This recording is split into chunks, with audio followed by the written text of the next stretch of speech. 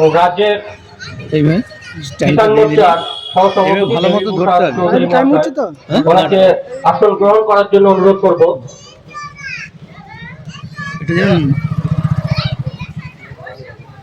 আর উপস্থিত আছেন জেলার যুবক প্রাক্তন সভাপতি ও বিজেপির জেলার প্রাক্তন সম্পাদক সৌমেন দাসগুপ্ত মহাশয়, ওনাকেও আসন গ্রহণ করার জন্য অনুরোধ করব।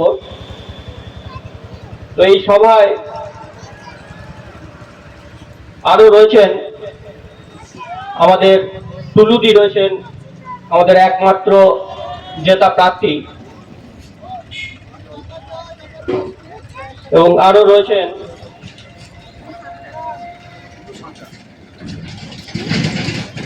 এই 2 নম্বরের শক্তি কেন্দ্রের প্রমুখ বুথ সভাপতি, সবাই উপস্থিত রয়েছেন এখানে। এবং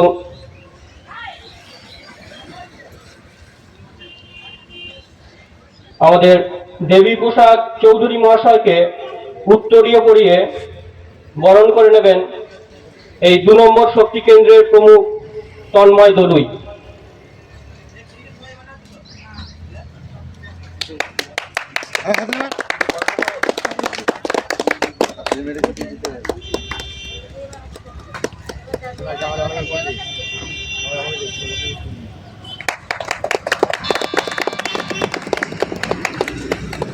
এরপর সৌমেন দাসগুপ্ত মহাশয়কে উত্তরীয় পরিবে সম্মানিত করবে দিলীপ প্রামাণিক বুথ সভাপতি।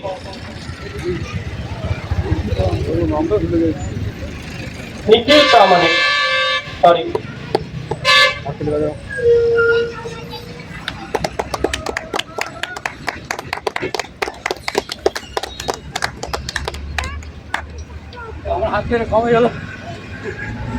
এবং আমাদের মধ্যে আরো একজন উপস্থিত রয়েছে যার নামটি বলা হয়নি, আমাদের 1 নম্বর মন্ডলের সাধারণ সম্পাদক প্রবীণ রায় মহাশয়। এই প্রবীণ রায় মহাশয়কে উত্তরীয় পরিয়ে সম্মানিত করবেন নির্মল মন্ডল মহাশয়, মন্ডল কমিটির সভাপতি।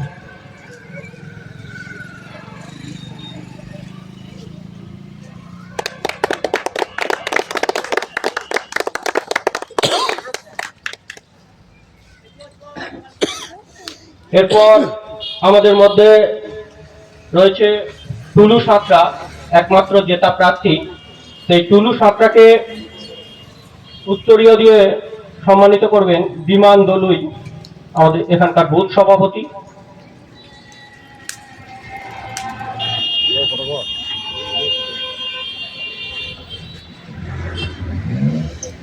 জয় শ্রীরাম।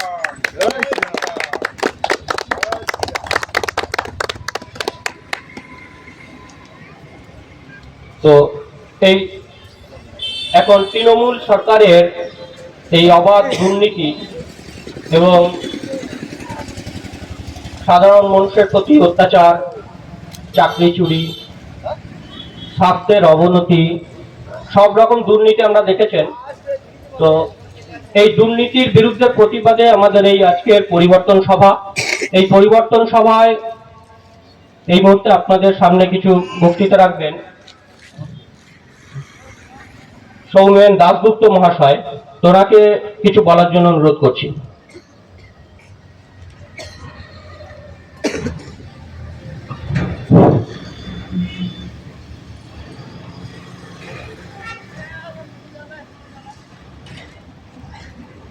মঞ্চে উপবিষ্ট ভারতীয় জনতা পার্টি রাজ্য কিষাণ মোর্চার প্রাক্তন সহসভাপতি দেবী প্রসাদ চৌধুরী মহাশয়, মঞ্চে উপস্থিত এই বাগাসন অঞ্চলের জেতা সদস্য ভারতীয় জনতা পার্টির টুলু সাঁতরা, উপস্থিত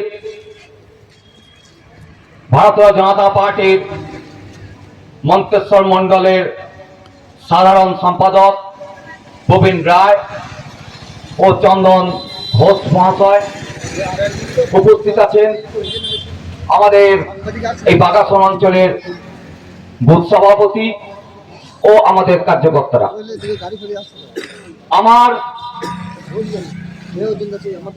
এই মাইকের আওয়াজ যত দূর পর্যন্ত যাচ্ছে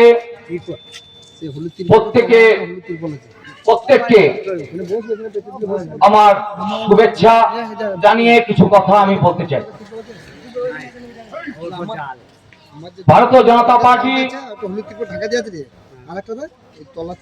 এই যে আজকে এই বাগাসনের মোড়ে যে পথসভার আয়োজন করা হয়েছে, এইটা আমাদের এক পরিবর্তন সভা।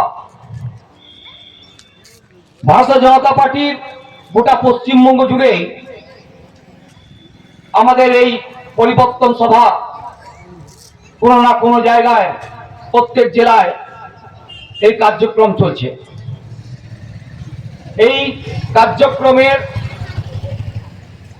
আমাদের এই পরিবর্তন সভা, এই সভায় আমরা পরিবর্তনের ডাক দিতে চাইছি, সাধারণ মানুষের কাছে বলতে চাইছি, বন্ধুগণ, আজ আমাদের এই পশ্চিমবঙ্গে এসআইআর এর প্রক্রিয়া শুরু হয়েছে। গতকালকে এসআইআর এর ফর্ম জমা শেষ দিন গেছে। আপনারা দেখেছেন বা জানেন পশ্চিমবঙ্গে প্রায়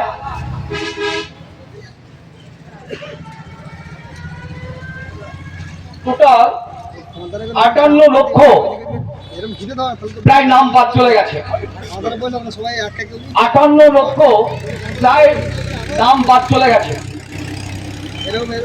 আজকে এসআইআর প্রক্রিয়াকে বাদ দেওয়ার জন্য, এসআইআর প্রক্রিয়াকে বন্ধ করার জন্য আজকে আপনারা জানেন এই পশ্চিমবঙ্গের শাসক দল তথা এই তৃণমূল সরকার নানাভাবে দিল্লি থেকে আরম্ভ করে পশ্চিমবঙ্গের কমিশন পর্যন্ত বিএলওদের নিয়ে এবং নিজেরা আন্দোলনের মধ্যে দিয়ে এই এসআইআর এর প্রক্রিয়া বন্ধ করতে চেয়েছিলেন।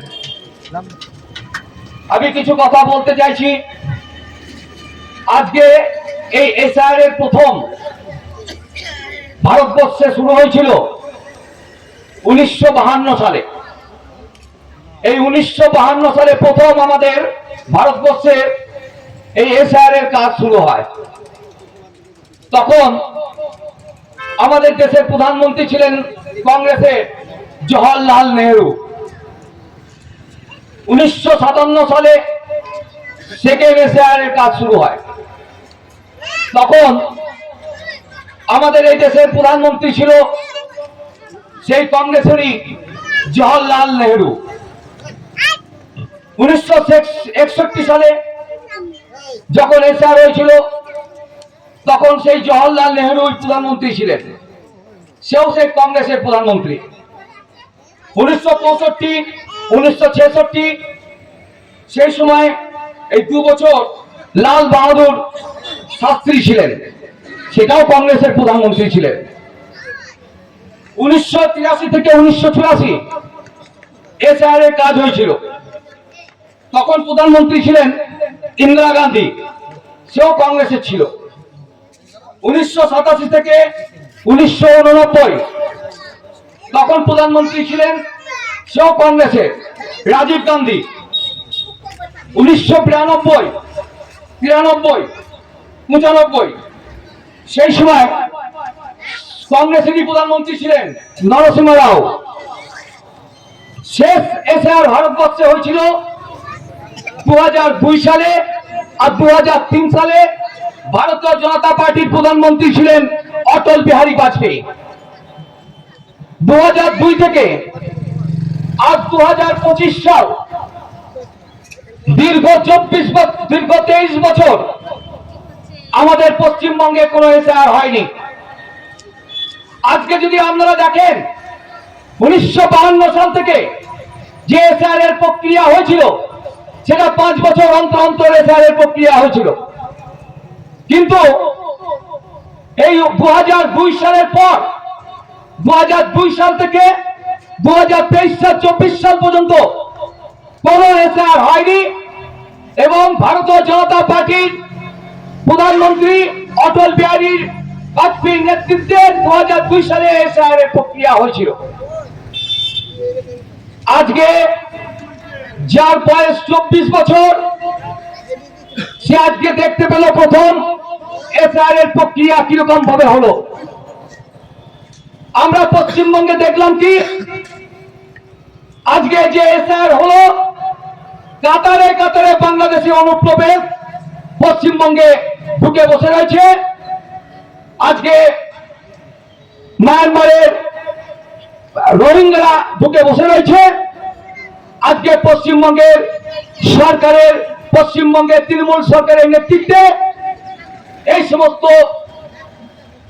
অনুপ্রবেশ যে মুসলিম বাংলাদেশি অনুপ্রবেশ ঘটেছে তারা আধার কার্ড থেকে আরম্ভ করে ভোটার কার্ড থেকে আরম্ভ করে রেশন কার্ড থেকে আরম্ভ করে তারা সমগ্র কিছু বানিয়ে ফেলেছে।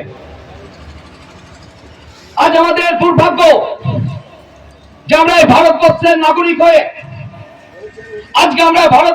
নাগরিক হয়ে আজকে বিদেশি যারা বিদেশি অনুপ্রবেশ যে সমস্ত মুসলিমরা পশ্চিমবঙ্গে ঘাঁটি গেড়েছে তারা আজ আমাদের পয়সায় তারা আজ আমাদের রেশন খাচ্ছে, তারা আজ আমাদের প্রধানমন্ত্রী আবাস যোজনার ভার খাচ্ছে, তারা আজকে আমাদের রেশনের দুর্নীতি হচ্ছে, সে রেশনের খাবার তারা খেয়ে নিচ্ছে।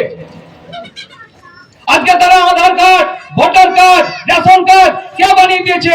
এই পশ্চিমবঙ্গ সরকার তৃণমূল সরকার বানিয়ে দিয়েছে। আমরা বলছি না এটা, আপনারা দেখতে পাচ্ছেন টিভিতে মোবাইলে দেখতে পাচ্ছেন মিডিয়াদের সামনে সেই তৃণমূল সেই অনুপ্রবেশ যারা করেছে যারা চলে যাচ্ছে তারাই বলছে আমাদেরকে 3 বছর আমরা ভোট দিয়েছি, আমাদের ভোটার কার্ড আমাদের আধার কার্ড আমাদের রেশন কার্ড এই সরকারের আমলেই আমাদের বানানো হয়েছে। আমাদের সিকিউরিটি কোথায়? আমাদের নিরাপত্তা কোথায়? আজকে বাংলাদেশ থেকে মুসলিম অনুপ্রবেশ যারা ঘটেছে এসেছে তারা যদি এইভাবে Aadhaar card voter card ration card নিয়ে আমাদের ভেতরেই ঢুকে বসে থাকে তাহলে আমাদের নিরাপত্তা কোথায়? আমরা বলতে পারবো না। বলতে গেলেই গণতন্ত্রের দিক থেকে আমাদেরকে আঘাত করা হচ্ছে।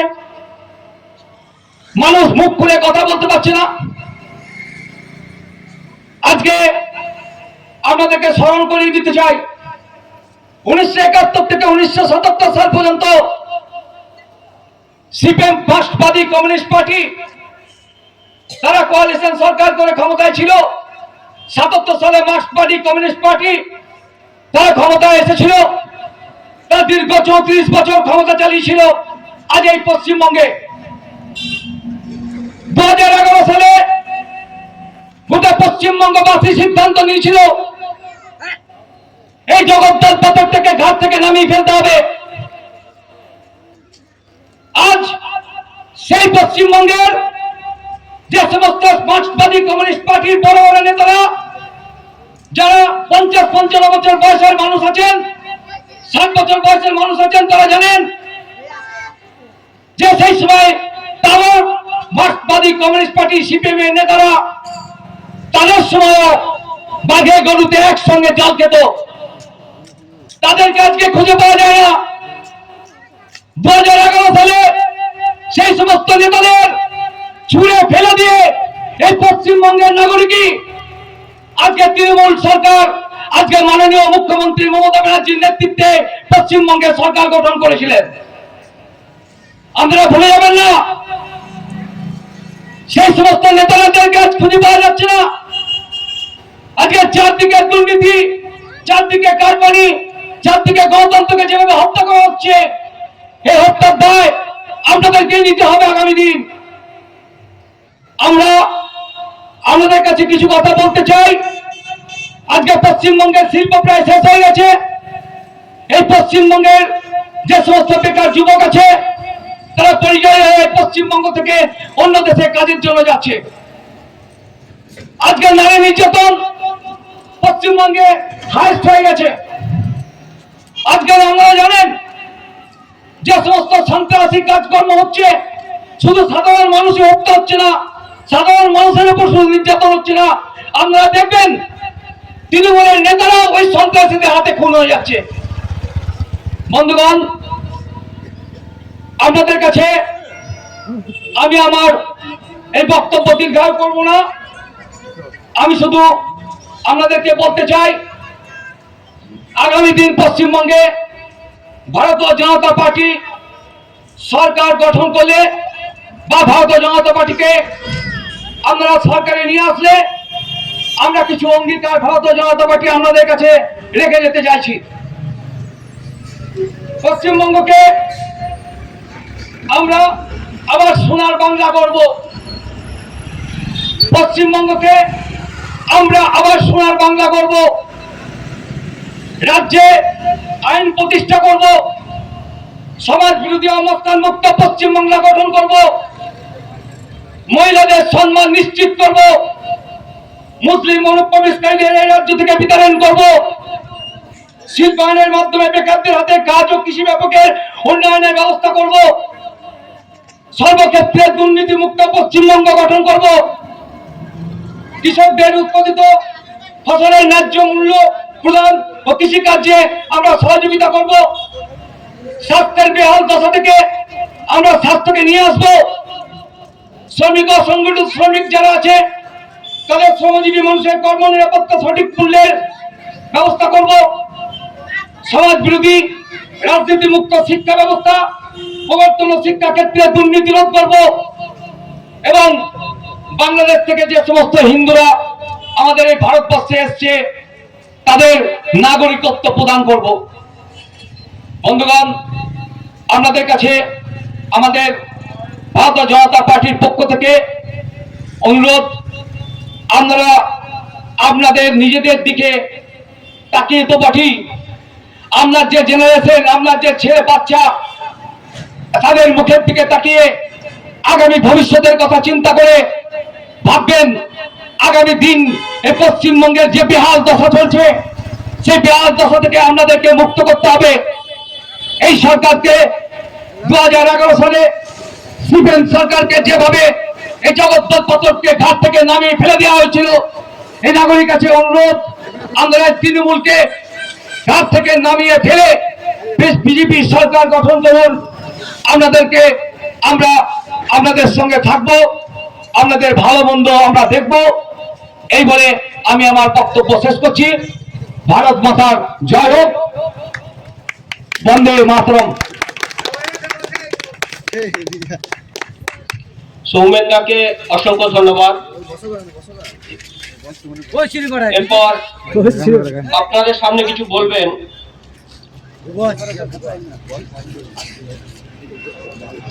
দেবী প্রসাদ চৌধুরী মহাশয়, ওনাকে অনুরোধ করব কিছু বলার জন্য।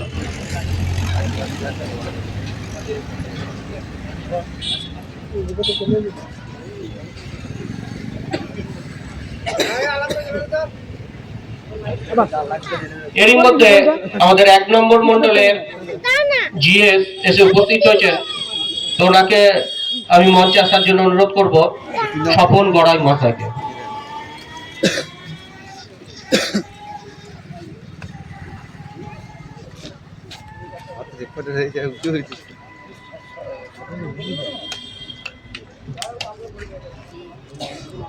এই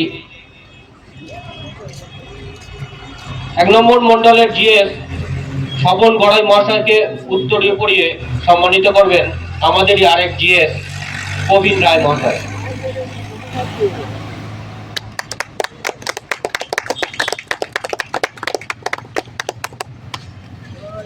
এবার আমরা দেবী প্রসাদ চৌধুরী মহাশয়কে কিছু বলার জন্য অনুরোধ করবো।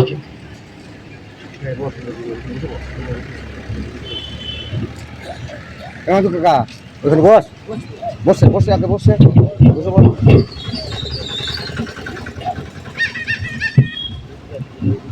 হ্যাঁ বসো।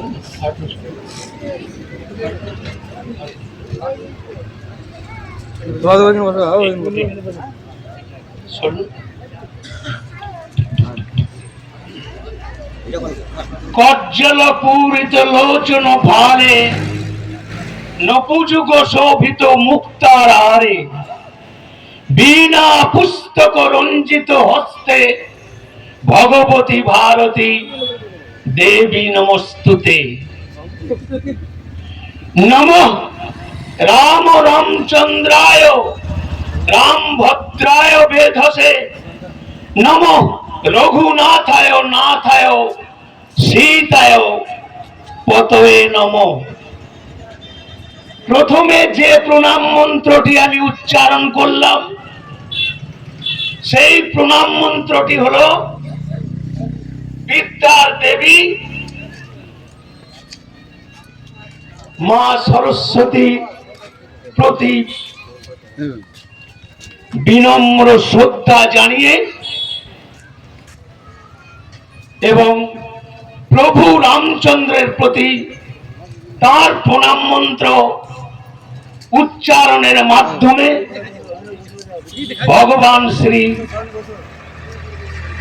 রামচন্দ্রের প্রতি শ্রদ্ধা নিবেদন করলাম।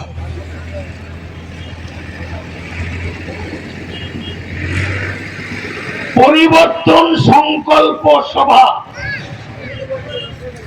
গোটা পশ্চিমবঙ্গ ব্যাপী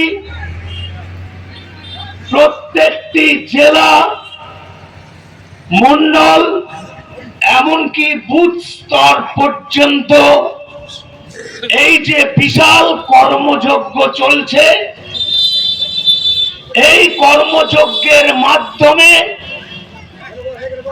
ভারতীয় জনতা পার্টির পক্ষ থেকে আমরা পশ্চিম বাংলার জনগণের কাছে বার্তা দিতে চাই। আজকের এই বাঘাসন গ্রামে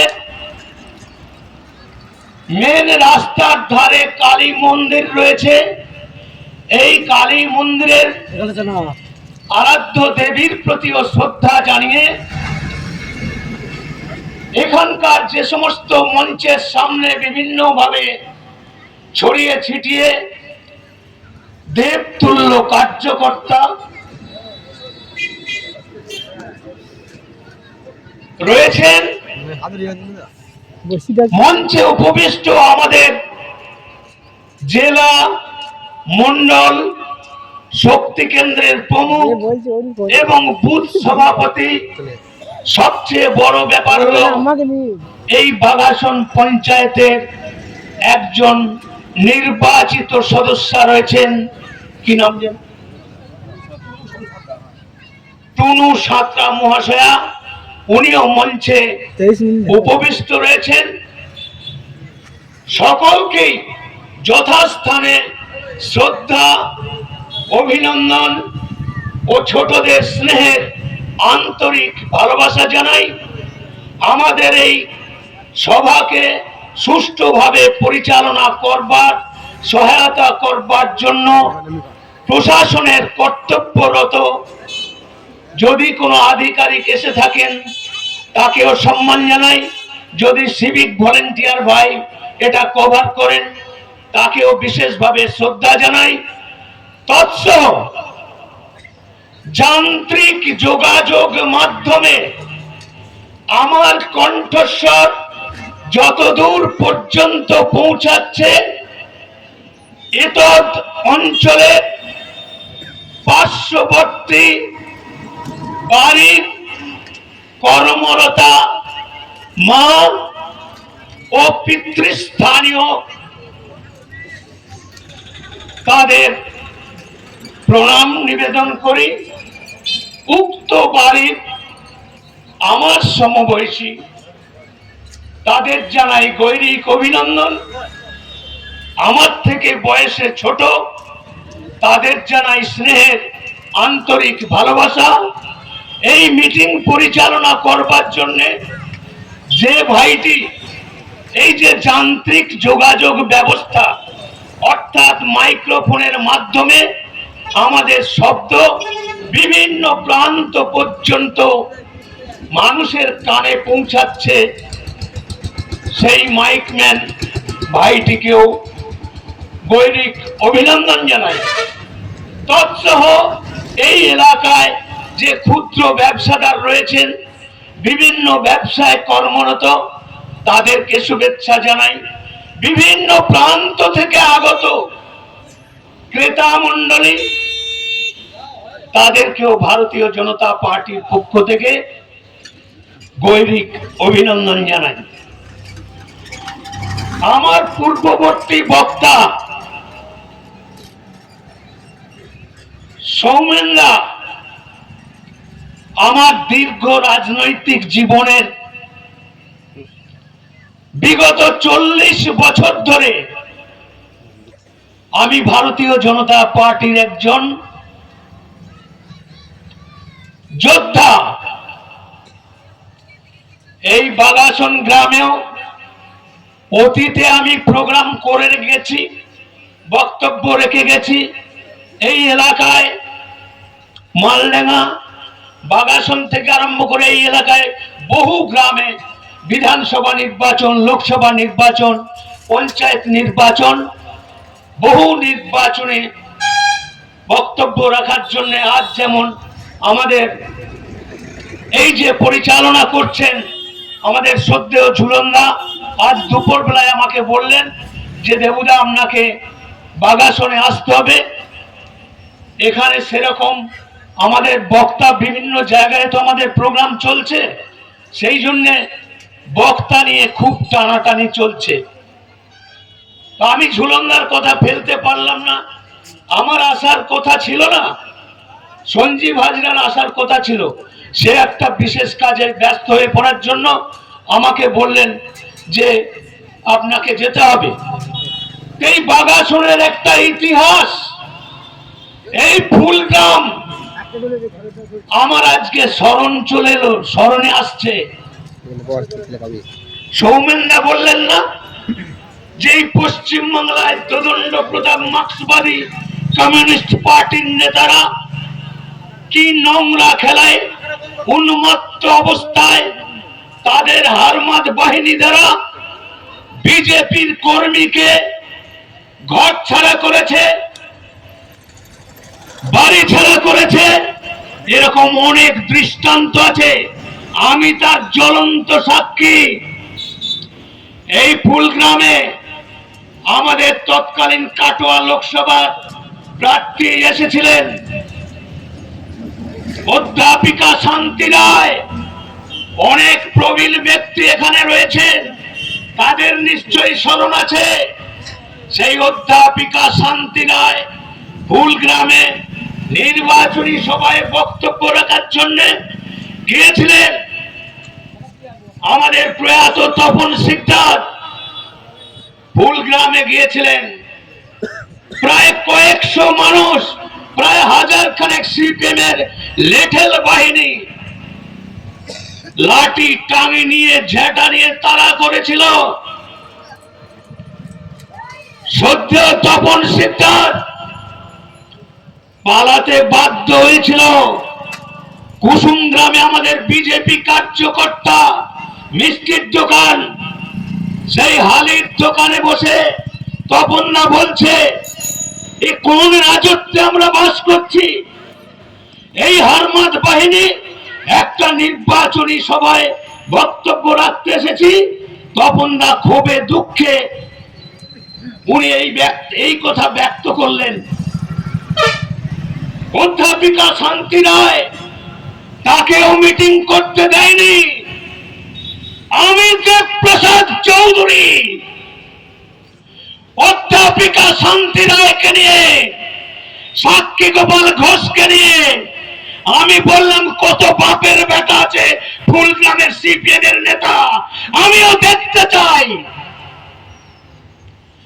আমি সেদিন অধ্যাপিকা শান্তি রায়কে নিয়েছে আমি ওই ফুলগ্রামের মাটিতে 1.5 ঘন্টা বক্তব্য রেখেছি।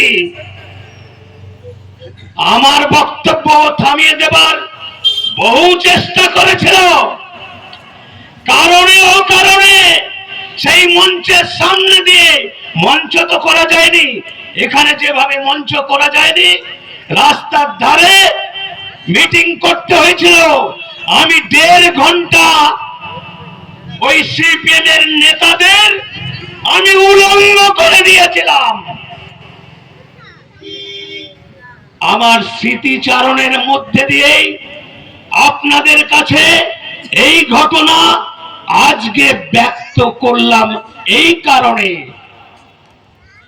34 বছরের জগদ্দল পাথরের মতো মৌরসি পাট্টা গেড়ে পশ্চিম বাংলার জনজীবনকে ভীতি সন্ত্রস্ত করে, চুরি জুয়ো করে, লুট করে পশ্চিম বাংলার তৎকালীন সময়ের গণতান্ত্রিক পরিকাঠামোকে ধ্বংস করে দিয়ে পশ্চিম বাংলার শিল্পকে শ্মশানে পরিণত করে দিয়ে পশ্চিম বাংলার প্রকৃত উন্নয়নকে স্তব্ধ করে দিয়ে আর গরিব মধ্যবিত্ত মেহনতি মানুষদেরকে ভুল বার্তা দিয়ে, ভুল বুঝিয়ে তারা দীর্ঘদিন রাজনীতি করেছে।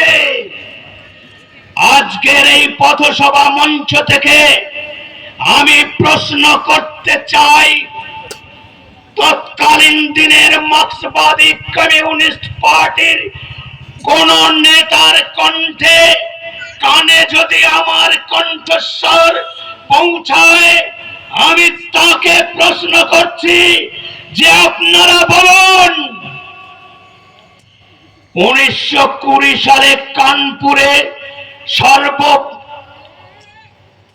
ভারতীয় সম্মেলন মার্ক্সবাদী কমিউনিস্ট পার্টির 1920 সালে ওদের প্রথম সম্মেলন হয়েছিল দিল্লির কাছে কানপুরে। তো সেই সম্মেলনের দিন থেকেই ধরছি 1920 সাল আর আজকে হচ্ছে 2025 সাল। কত বছর হলো? ওইদিকে গেল 20 বছর, অর্থাৎ ওইদিকে গেল 80 বছর। 1920 সাল থেকে 2000 পর্যন্ত 80 বছর, আর এদিকে হলো 25 বছর। তাহলে কত হলো?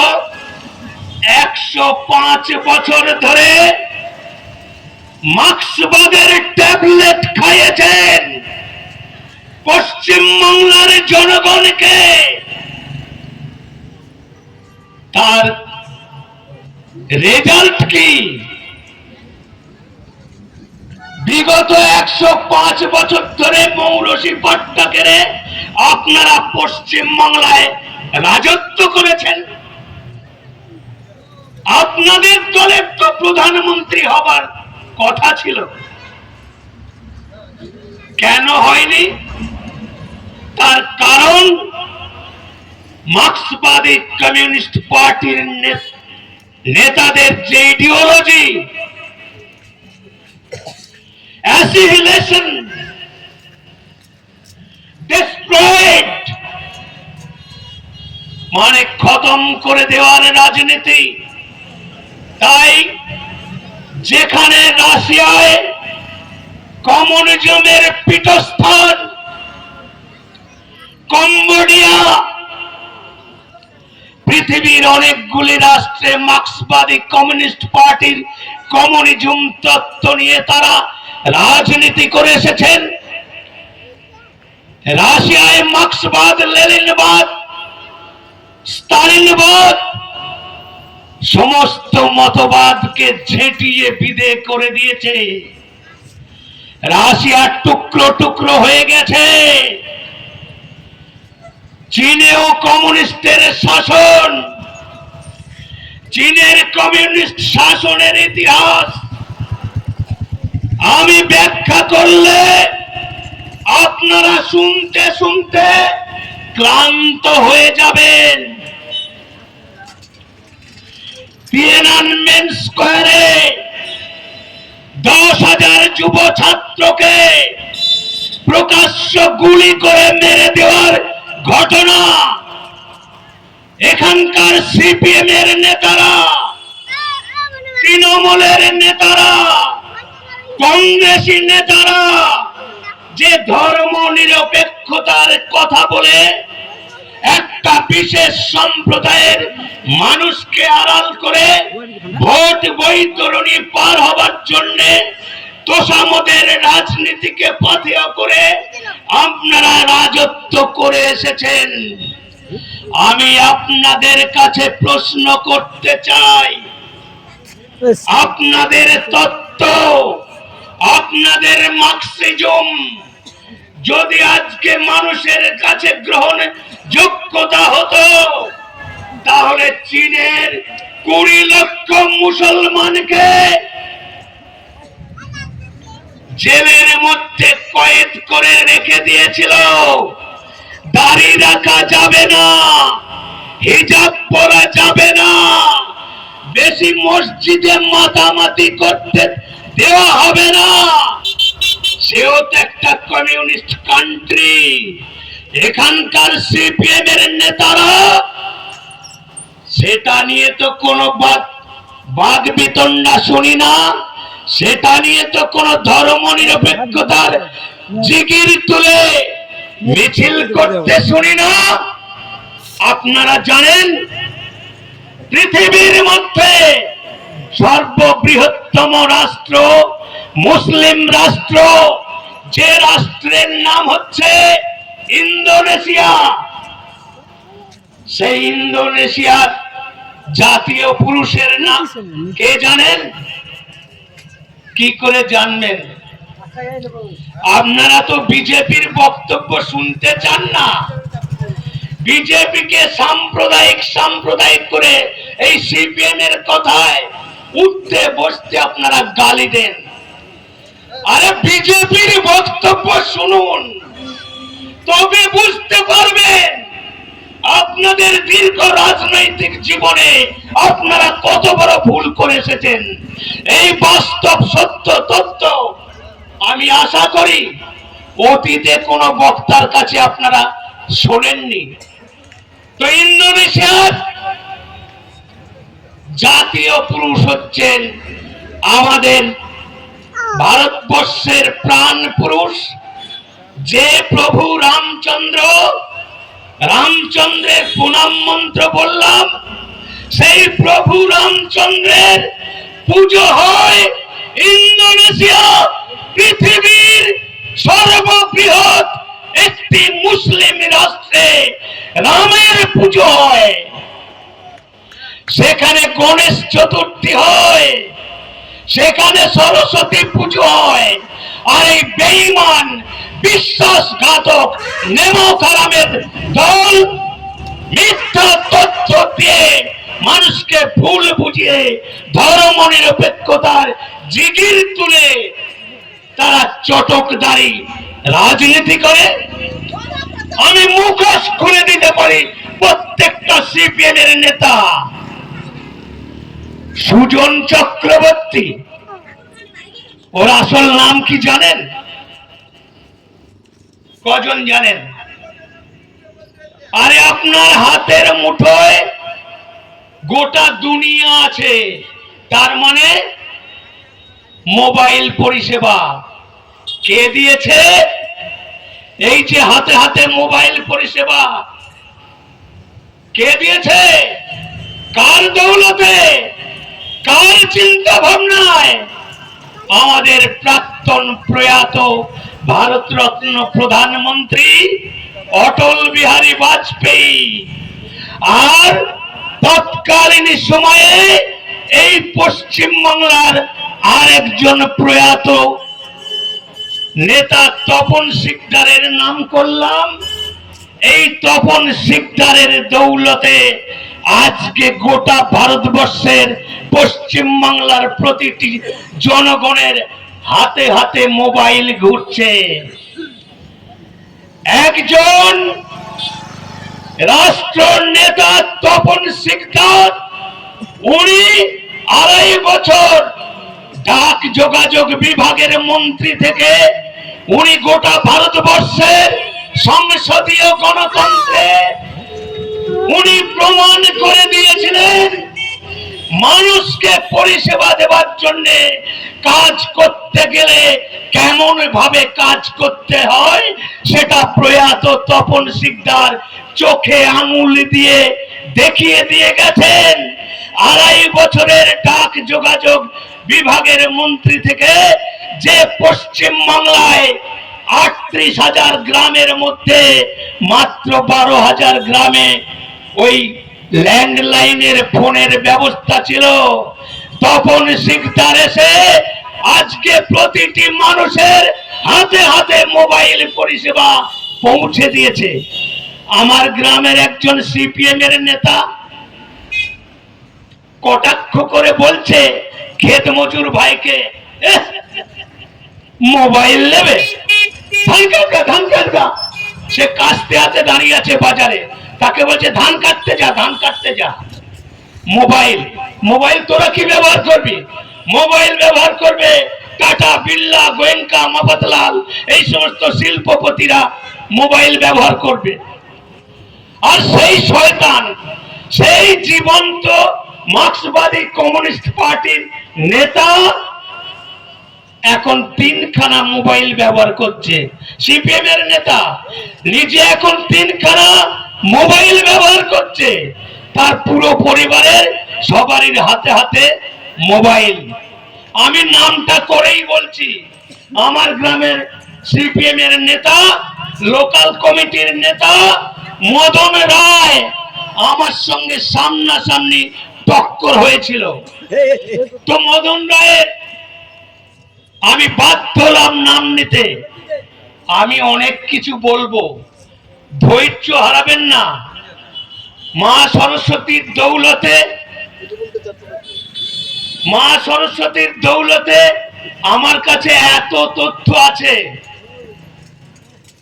আমার বক্তব্য রাখার এত ক্ষমতা আছে, আপনারা শুনতে শুনতে এখানে রাত ভোর হয়ে যাবে, আমি থামবো না। আমার কাছে এত স্টক আছে, তার জন্য আমি চ্যালেঞ্জ করে প্রমাণ সাপেক্ষ আমি বক্তব্য রাখি। তো যাই হোক, মার্ক্সবাদী কমিউনিস্ট পার্টির কুকীর্তির যেটা বলতে চাইলাম, যে মার্ক্সবাদী কমিউনিস্ট পার্টির নেতারা, আপনাদের কি স্মরণ আছে কম্বোডিয়ার নেতা পল পট? মনে পড়ে নেতারা? পল পটকে চেনেন? কয়েক লক্ষ মানুষকে খুন করেছে, কিন্তু তাকে জঙ্গলে গিয়ে আত্মহত্যা করতে হয়েছে। কমিউনিস্ট নেতাকে, রোমানিয়ার চেসেস্কু, কমিউনিস্ট নেতা, তার বাড়ির পায়খানার প্যান্টটা পর্যন্ত সোনা দিয়ে বাঁধানো, সেই চেসেস্কু, তাকেও আত্মহত্যা করতে হয়েছে। তো মার্ক্সবাদী কমিউনিস্ট পার্টির নেতাদের কুকীর্তির কথা যদি আমি একটা একটা করে বলতে আরম্ভ করি, ওই ফুলগ্রামে আমি তো অধ্যাপিকা শান্তি রায়কে নিয়ে মিটিং করে গেছি, তারপরেও তারা অত্যাচার ছাড়েনি। সিপিএম থেকে বিজেপি করার অপরাধে সকাশোনাবাগ, নিশ্চয়ই এই এলাকার মানুষ তাকে চিনবেন, সেই সকাশোনাবাগের বাড়িতে গোলা ভর্তি ধান উজলে দিয়েছে, খড়ের চাল উজলে দিয়েছে, ডিজেল ভর্তি 200 লিটারের ড্রাম পুকুরের জলে ভাসিয়ে দিয়ে ফেলে দিয়েছে। ভাগ্যধর গুপ্ত, হারু ঘোষ আজও গ্রাম ছাড়া ফুলগ্রাম থেকে আজকে নাসিক গ্রামে গিয়ে বাস করছে।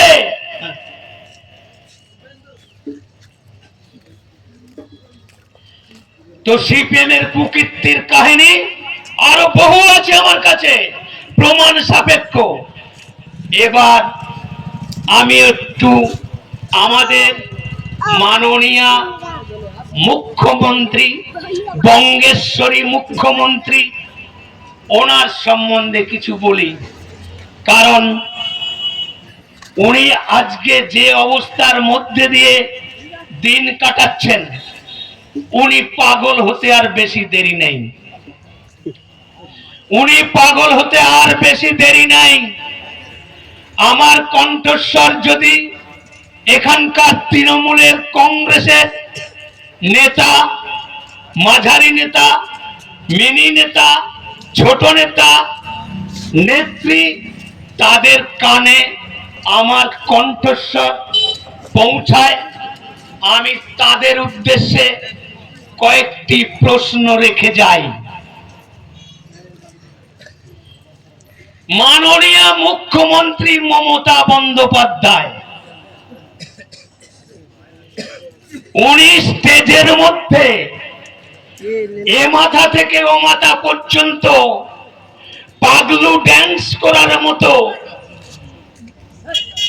হাতে মাইক্রোফোন নিয়ে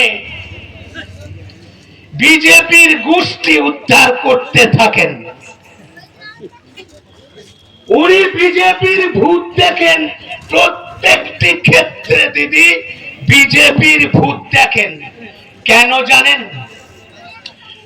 উনি এই পশ্চিম বাংলায় প্রায় 15 বছর হলো রাজত্ব করছেন।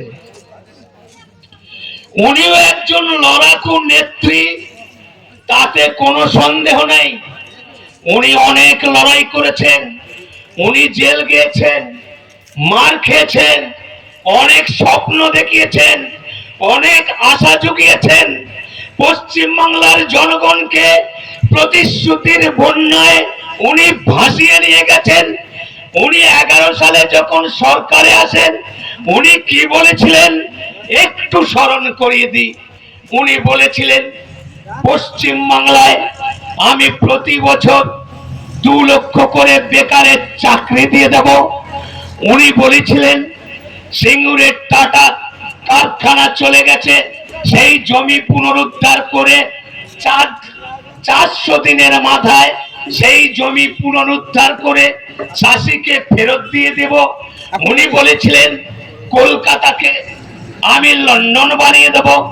উনি বলেছিলেন দার্জিলিংকে উনি সুইজারল্যান্ড বানিয়ে দেব। উনি এই ধরনের অজস্র প্রতিশ্রুতি দিয়েছিলেন। উনি আরো প্রতিশ্রুতি দিয়েছিলেন পশ্চিম বাংলায় 240টা জায়গায় কোল্ড স্টোরেজ করে দেবেন। চাষিদের আলু রাখতে গিয়ে আজকে বর্তমান দিনে পশ্চিম বাংলা একটা কৃষি প্রধান দেশ। এই কৃষি প্রধান দেশে আলু এত উৎপন্ন হয়, আপনারা পরিসংখ্যান জানেন না, আমার কাছ থেকে শুনুন। 2002 সালের পরিসংখ্যান বলছি, এই রাজ্যে আলু উৎপাদন হয়েছিল তৎকালীন সময়ে 58 লক্ষ মেট্রিক টন আলু। আর দিদির ওই ভুয়ো প্রতিশ্রুতির জন্য বহু চাষি আলুর দাম না পেয়ে আত্মহত্যা করেছে। চাষি আলু চাষ করছে, সে আলুর দাম পাচ্ছে না, কোল্ড স্টোরেজে আগে থেকেই বন্ড কিনে নিয়ে এই ভোরের দল নোংরা রাজনীতি করে তারা বন্ড কিনে নিয়ে আলুকে সংরক্ষণ করার ত্বরান্বিত করতে সাহায্য করেনি কাঠমানির মাধ্যমে। পরিসংখ্যান কি বলছে? যে রাজ্যে 58 লক্ষ মেট্রিক টন আলু উৎপাদন হয়, সেই রাজ্যে কোল্ড স্টোরেজের সংরক্ষণের জন্য তৎকালীন সময়ে কোল্ড স্টোরেজ মাত্র 27 লক্ষ মেট্রিক টন আলু সংরক্ষণের ব্যবস্থা ছিল। কোথায় গেল আপনার প্রতিশ্রুতি? কোথায় গেল 240টা কোল্ড স্টোরেজ? আর বেকারের চাকরি, চাকরি করা ছেলেদের চাকরি চলে যাচ্ছে, চাকরি খাচ্ছে, পাথর খাচ্ছে, বালি খাচ্ছে, গরু খাচ্ছে, এমনকি দিদি পায়খানাও খেয়ে নিচ্ছে। আরো কি খাচ্ছে দিদি? দিদি মৃত লাশ খাচ্ছে। দিদি মৃত লাশের চোখ পর্যন্ত খাওয়া শুরু করে দিয়েছেন। এই কদিন আগের ঘটনা দেখেছেন দূরদর্শনের মাধ্যমে, দিদির চেলা চামুন্ডারা লাশের চোখ তুলে নিয়ে বিক্রি করার কাটমানি খাওয়ার ব্যবস্থায় লিপ্ত হয়ে আছে এই তৃণমূল কংগ্রেস। এই তৃণমূল কংগ্রেসের কুকীর্তির কাহিনী আমি যদি একটা একটা করে বলি, আপনারা বলবেন দাদা থামুন, আর বলতে হবে না, আমার বাড়ি যেতে হবে। অনেকে বলবেন বাড়ি গিয়ে অমুক সিরিয়ালটা আমি দেখবো, ওই সিরিয়ালটা খুব ভালো চলছে, ওই সিরিয়ালটা না দেখলে আমার রাতের ভাতটা ঠিক মতো হজম হয় না। অনেক মা বোনকে আজকে টিভি মুখী করে তাদের সিরিয়াল দেখতে বাধ্য করে এমন একটা প্রক্রিয়ার মাধ্যমে পশ্চিমবাংলার মা বোনদেরকে ভুলিয়ে রেখেছে ওই টিভি সিরিয়ালে। প্রত্যেকটা ফ্যামিলিতে যাতে দৈনন্দিন অশান্তির ব্যবস্থা, এটা একটা সিস্টেম। এই সিরিয়ালের মধ্যে অনেক ভালো ভালো ফ্যামিলি, আজকে ছেলের সঙ্গে বাবার কথা নেই, মায়ের সঙ্গে বৌমার কথা নেই, শ্বশুর শাশুড়ির সঙ্গে সম্পর্ক বিচ্ছিন্ন হয়ে যাচ্ছে। তার একটাই কারণ, আজকে প্রচুর পরিমাণে মানুষ সিরিয়াল মুখী হয়েছে, আর দেশদ্রোহীদের তকমা দিয়ে এই সিরিয়ালের মধ্যে দিয়ে ভারতীয় সংস্কৃতি, ভারতীয় পরম্পরা, ভারতবর্ষের ঐতিহ্য তাকে জলাঞ্জলি দিয়ে কৃষ্টি সংস্কৃতিকে ধ্বংস করে দিয়ে সিরিয়ালের মাধ্যমে মানুষকে ভুলিয়ে দেওয়ার ষড়যন্ত্রে লিপ্ত হয়েছে এই মাননীয় মুখ্যমন্ত্রী। আপনারা দেখতে পাচ্ছেন না, রচনা ব্যানার্জিকে দিয়ে কোটি কোটি টাকা এই সিরিয়ালের মাধ্যমে, ডিয়ার লটারির মাধ্যমে যুব সমাজকে আজকে দেউলিয়া করে দিচ্ছে। বহু ফ্যামিলি এই ডিয়ার লটারিতে এমন ভাবে আস্তে পিষ্টে জড়িয়ে গেছে, আজকে প্রতিটি ফ্যামিলিতে এই লটারি কাটার একটা মারণ রোগে বহু সংসার ধ্বংস হয়ে গেছে। আর মাঝখান থেকে অভিষেক বন্দ্যোপাধ্যায় কোটি টাকার পুরস্কার পাচ্ছে, অনুব্রত মণ্ডল কোটি টাকার পুরস্কার পাচ্ছে, অনুব্রত মণ্ডলের মেয়ে কোটি টাকার পুরস্কার পাচ্ছে, আর আপনি দিনগত পাপক্ষয় করে টোটো চালিয়ে সবজি বিক্রি করে ফুটপাতে ব্যবসা করে কন্ডাক্টারি করে দিনগত পাপক্ষয় করতে করতে আপনি ভাবছেন আমিও লটারি কাটি, লটারি কাটলে আমার ভাগ্যেও নিশ্চয়ই একদিন 1 কোটি টাকা পড়ে যাবে। আপনারা মরীচিকার পিছনে ছুটছেন। এই লটারি যুব সমাজকে, পশ্চিম বাংলার বহু গরিব ফ্যামিলিকে ধ্বংস করে দিচ্ছে। আর তার পাশাপাশি লোন দেওয়ার একটা প্রবণতা, বাড়ির মধ্যে চলে আসছে একটা চক্র।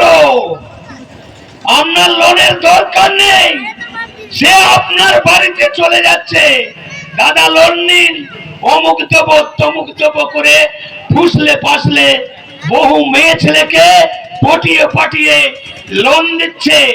আর এই লোনের যা সুদ, এই লোন পরিশোধ করতে করতে তার ভিটে মাটি উচ্ছন্নে চলে যাচ্ছে।